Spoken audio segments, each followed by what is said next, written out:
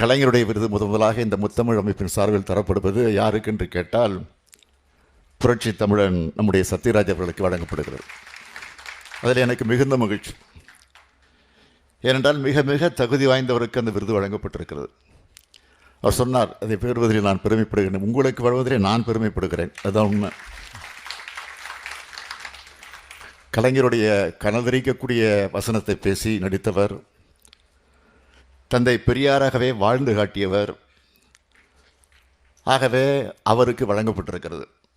கலை உலகத்தில் இருந்து கொண்டே தன்னுடைய பகுத்தறிவு உணர்வை, சுயமரியாதை அந்த எண்ணத்தை, திராவிட கொள்கைகளை மறைக்காமல், எதை பற்றியும் கவலைப்படாமல் துணிச்சலாக பேசக்கூடியவர் நம்முடைய சத்யராஜ் அவர்கள்.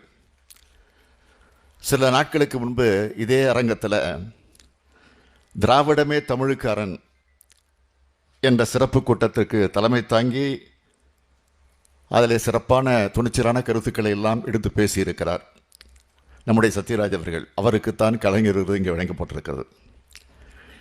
நடிகர் சிவகுமார் அவருடைய அறிவுறுத்தலின் பேரில் தான் கலைஞர் வசனங்களை பேசி நான் கற்றுக்கிட்டேன் என்பதை பற்றி அவரே குறிப்பிட்டிருக்கிறார்.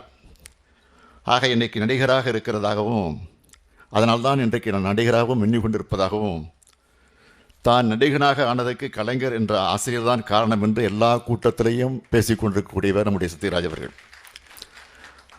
அதேபோல் மக்கள் எம்ஜிஆர் இடத்திலும் மரியாதை வச்சிருக்கக்கூடியவர் நம்முடைய சத்யராஜ் அவர்கள். கலைஞர் மேலே தனக்கு இருக்கிற மரியாதையை மறைக்காதவர் என்பதுதான் அவருக்குள்ள பெருமை. அவருக்கு மீண்டும் மீண்டும் என்னுடைய பாராட்டுக்களை இந்த நேரத்தில் தெரிவித்துக் கொள்ள விரும்புகிறேன்.